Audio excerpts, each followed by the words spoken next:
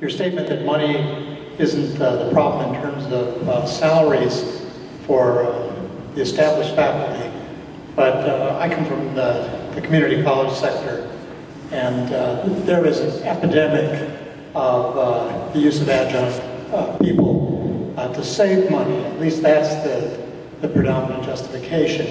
It goes well beyond money, and there needs to be a mandate so that community colleges aren't competing with each other in a sort of race to the bottom.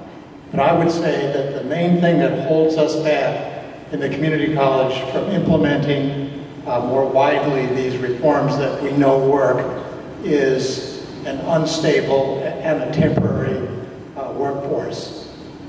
And I suspect lots of other people could tell you the same thing. Well, first of all, I would disagree with you that I said that money's not the problem. My comment, and I'll repeat. In terms of salaries. Yeah, you know, and as I said, my statement was not that salaries are not the problem. My statement was they don't appear to be the biggest problem. We'll take one final question, and then we'll have a collective discussion at the end. Could you elaborate, please, on your comment about the biggest intervention was in the first 2 years post-secondary? Yes.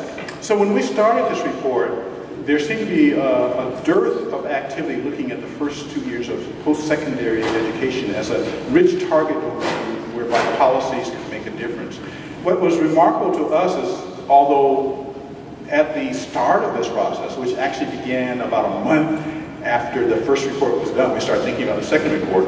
And we decided very, very quickly that we wanted to concentrate on the first 2 years of post-secondary education. At the time, we were unaware of efforts more broadly in other policy formation circles to look at this. Now, as we were near the finish, we found out rather remarkably, a lot of people have figured out that the first 2 years of post-secondary education is a target-rich environment whereby our efforts might have an enormous payoff.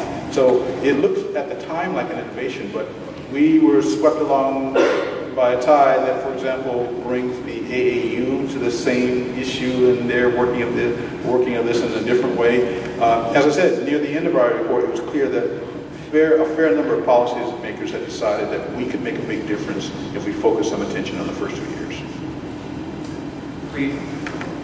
Please join me in thanking Professor Gates.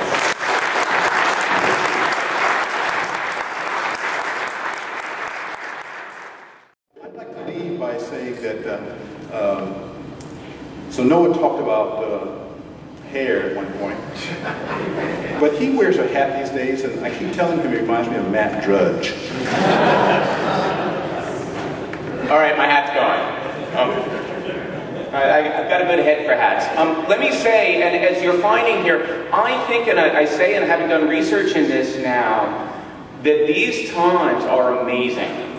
They're classically interesting times, they're challenging times, but not in the last 50 years have we seen the level of attention being paid across our country to the work that you all are involved in, that we are collectively involved in on the ground, working with students in transforming and inspiring and changing the landscape of our country. It's a great time to be a physics teacher. Never has it been more important than it is right now in our modern era. With that, it's a great pleasure to bring up Professor Ramon Lopez from the University of Texas at Arlington. You should all know Ramon here. His research is both in space plasma physics and in physics education. He's been very active in PER. You'll see many of his talks at the undergraduate level, but also very active in pre-college education. Here, he's been on the design and writing team for active physics, on the College Board standards for college success, and he's currently part of the leadership team for the next generation science standards. He led the, well, he'll tell us much more about his efforts, for which we're tremendously grateful. He received the APS Nicholson Medal for his extensive work in education, as well as recognized by many of societies across the country, NASA, APS, and SACNIS for his work and investment. He's a fellow of the American Physical Society and, of course, of AAAS. So that means we know who he's voting for president of the AAAS. Please join me in welcoming Professor Ray Lopez.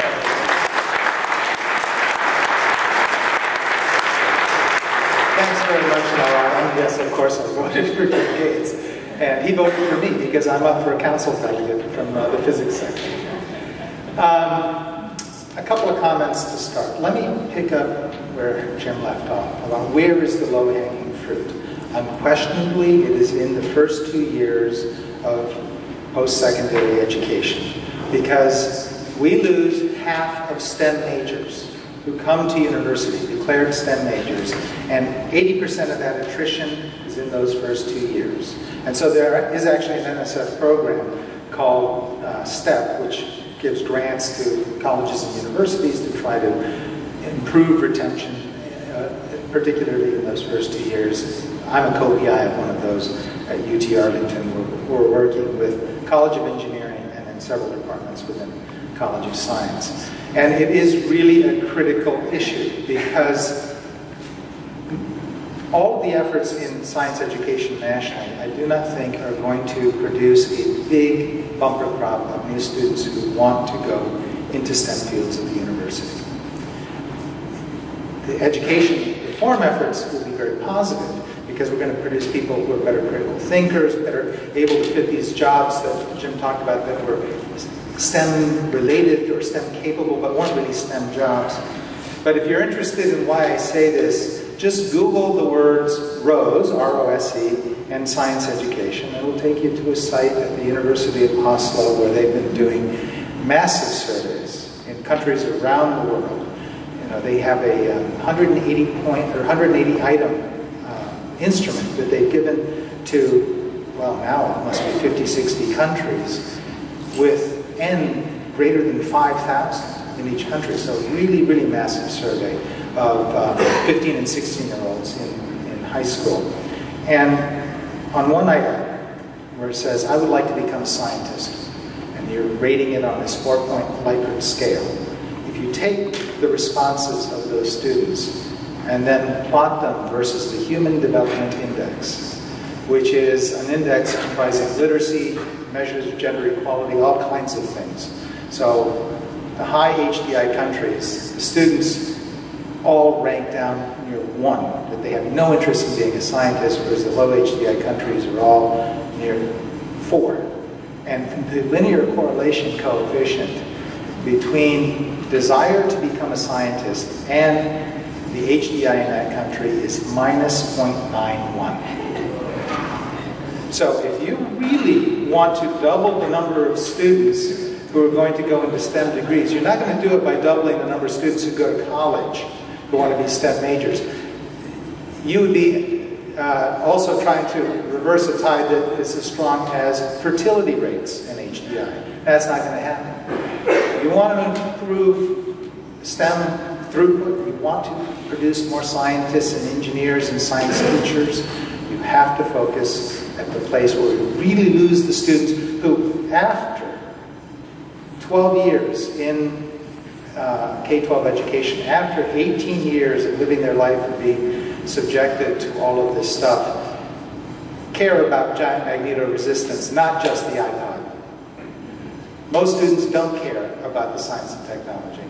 Those that do come into undergraduate institutions wanting to major in STEM, that's a precious resource. And so he is absolutely correct. That is where the lowest hanging fruit exists. Now, when we look broadly at the landscape of K-12 education, it's like a very, very large marshmallow. 16,000 plus independent school districts around the country. And if you try to push too hard in one single spot, you don't move the marshmallow, you just get covered in goo. Standards are a way to move the marshmallow. It's like a big net that's diffuse and that pulls in a particular direction. And because of that, standards are somewhat of a blunt tool, and nobody's going to be completely happy with the content of any particular set of standards. Now, I've had a lot of involvement in this. I had some involvement back in the 90s in the previous regime of standards development. You know, there was Science for All Americans that laid out what scientifically literate Americans should know, and then benchmarks for science literacy that laid out what they should learn and when. There were national science education standards from the national academies, and these became general documents that states used to create their own frameworks. And some frameworks were better than others. California, definitely less so in that last round. But now we're in a new regime of standards, a time when states are actually willing just to adopt what a national body puts together. You might have heard of Common Core. So there are standards for mathematics, standards for English language arts, and many, many states have adopted those. So the train has left the station as far as standards. The best thing that we as a physics teaching community is to be part of the effort through NGSS. And so I was very happy that AAPT was involved in the review of the May release. And as Noah said, at 3 o'clock Eastern today, we had the release of the last public release of the standards.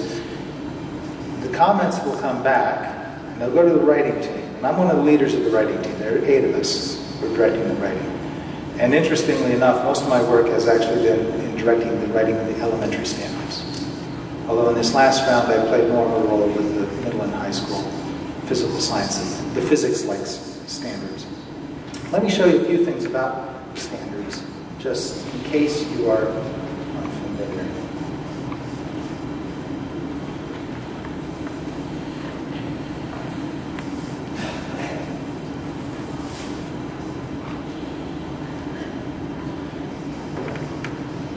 So, how are they developed? It's being led by Achieve Incorporated, which is a nonprofit organization in collaboration with 26 lead state partners. As Jim said, American education is very diffuse. You've got local school districts, and in some states you've got very few districts. Maryland, I think, has got 26 LEAs, one for every county, and then local education agencies, one for every county and one for the city of Baltimore. Actually, Maryland is the only state in the country that has purely county-based school districts. Florida comes close, but they have many that are not just counties. But New Jersey, little New Jersey, has over 600 independent school districts. Texas has only got 1,000. We're much bigger than New Jersey. So you're dealing with a very diffuse system. And 26 states have stepped up to say, we will work with the National Academy, with the NRC, and with Achieve to help design these standards. And many of those states are going to adopt those standards whole. And you can look online, just type in NGSS into Google, it'll come right up. Look online, see if your state is one of those. Even if it's not, like Texas. Texas won't adopt national standards. We used to be our own country, for crying out loud. We're not going to take those national standards. But they will be heavily influenced by those national standards. So even if you're not in the lead state, what happens in your state to your state framework and what happens in your local school district will be affected. So we have this writing committee of 41 people, leadership committee of 9 of us. We've got scientists, science educators, teachers, state leaders. And then there's been feedback from lead states, organizations like AAPT and others, and the draft was released today. Now, how do these standards look? Well, there's a top box, and those are performance expectations. And that idea actually came from the College Board Standards for College Success, which I was involved with the development of. I was one of the writers of that, as was Stephen Pruitt, who's been leading the development of the standards for Achieve.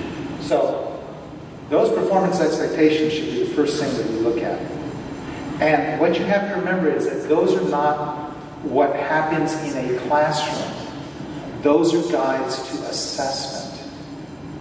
What happens in a classroom is to be developed by teachers and school districts and curriculum writers, and this is a place where all of you have a role. At whatever level you are teaching physics, you can get involved with your state committees, you can get involved with your local school districts. If you're a high school teacher and you're not on your district's curriculum committee, get on it.